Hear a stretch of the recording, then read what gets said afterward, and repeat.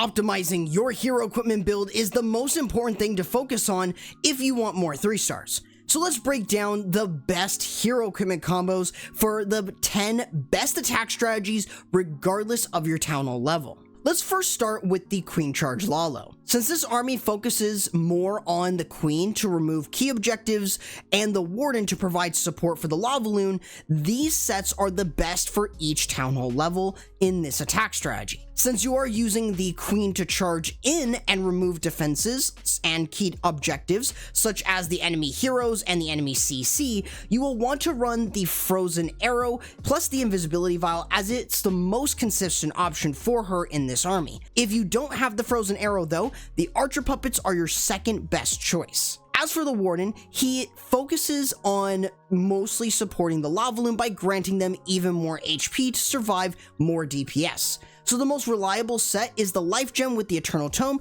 to keep them healthy as they work around the base. As for the King and the Royal Champion, these sets are very good and will likely keep them for most of the attacks within this video. Up next is the Queen Charge Hybrid. This army is an easier Queen Charge, so here's what I would recommend for you to run in this army. The sets for the Queen, King, and Royal Champion will remain the same as any other Queen Charge army. The Warden though is a bit different, as it will come down to what you prefer. If you like to keep the healing going, or you plan on using an early Warden ability with your hybrid, focus on using the Eternal Tome and Healing Tome together for that support. However, if you don't have the Healing Tome or it's too low level, the Life Gem is a consistent combo that will work 9 times out of 10 to give your hybrid even more HP to work through, increasing their healing from the healing spell, and will help them survive a lot more damage. A quick note though is that you can run the Vamp Stash instead of the Rage Vial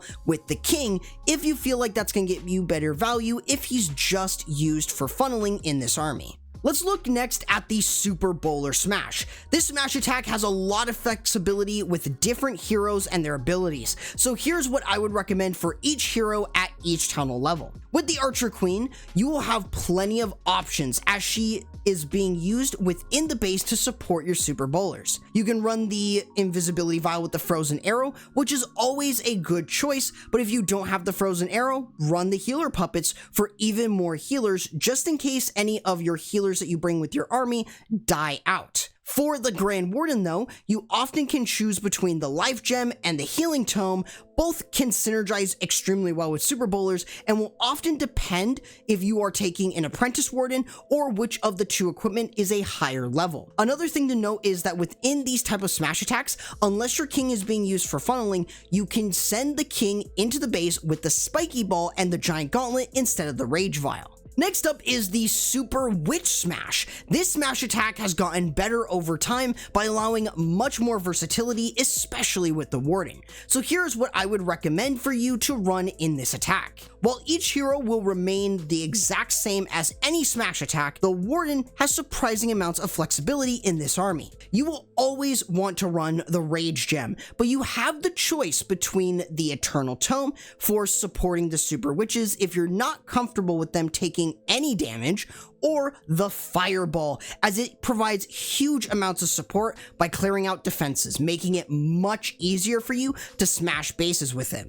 The Fireball does need to be at minimum level between level 18 and level 21 to use. Next is the Electro Titan Smash, or Zap Titans. This army is extremely similar to other Smash options, so here's what I would recommend for this attack. The only difference to this army is the Grand Warden, as he should always be running the Rage Gem with the Eternal Tome, as you want a lot of support for your Electro Titans to move them in and speed through the funneling, which is ideal for this army in order to make sure that you are creating not only a good funnel, but also getting your Titans into the base and providing support with increased damage. Next is my personal favorite army, the Fireball Hero Dive. This army is very different as it doesn't have the same hero equipment options as other attacks. So if you'd like to try it out, here's what I would recommend. The Archer Queen plays a pivotal role in this army as a way to snipe off the Town Hall after 3 Earthquakes are used. So in this case, my favorite is to use the giant arrow with the healer puppets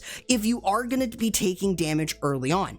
However, if you're not, then you could replace the healer puppets with the frozen arrow to support your hero dive even more. Your warden is also more offensive focused, with the rage gem and fireball being the best for him.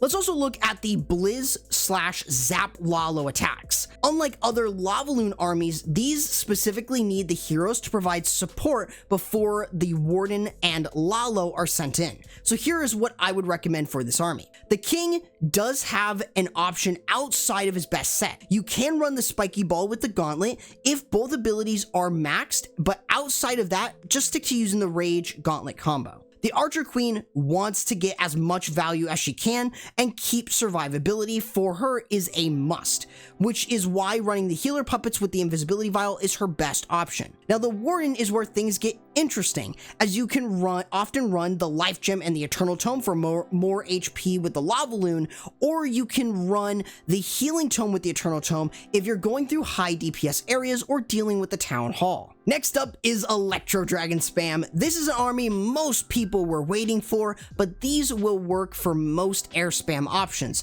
Here is what I would recommend for this army. The King has a lot of options within this army, as his impact isn't as massive. You can run the Giant Gauntlet or Spiky Ball with either the Rage Vial or the Earthquake Boots. Either way, you are supporting your Queen specifically to get into the base for even more value. With the Warden, it is a little bit trickier, as at Town Hall 12, you're just going to stick to running the Life Gem with the Eternal Tome. Running the Rage Gem in an Electro Dragon army tends to be a bad idea, as the Warden attacks faster than the E-Drags can chain. Outside Town Hall 12, you'll always run the Eternal Tome with the Healing Tome, as allows for a lot of comfort to be able to get off those chains. Let's also look into the Super Archer Blimp Hydra army. This is similar to E-Drags with a couple differences. Here's what I would recommend for this specific army.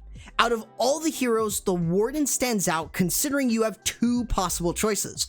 Dragons can take full advantage of both the Eternal Tome with the Rage Gem due to having better damage, or the Eternal Tome with the Healing Tome for the comfort and survivability. It honestly doesn't matter which you choose, but my personal preference comes down to using the Healing Tome for that increased healing, as it really does help you keep more dragons on the field, and thus you'll be able to get a 3-star more comfortably than using the Rage Gem. And finally, of course, let's break down Root Rider Spam's best equipment.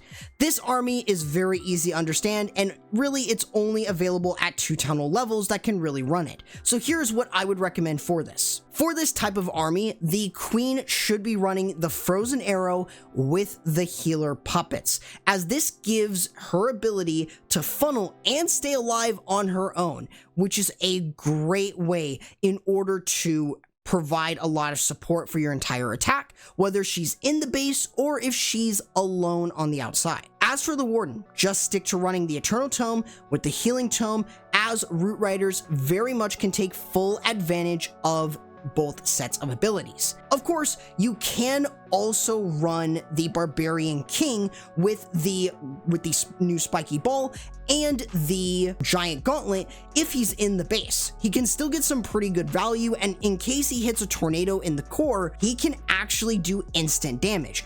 It's not the best, but it can definitely work in some situations. So that's each of the most popular armies with each of their best equipment sets. I'll answer any questions regarding these in the comments below if you have any. If you're looking for a tier list on the best equipment though, I check out this video where I rank every single equipment from worst to best.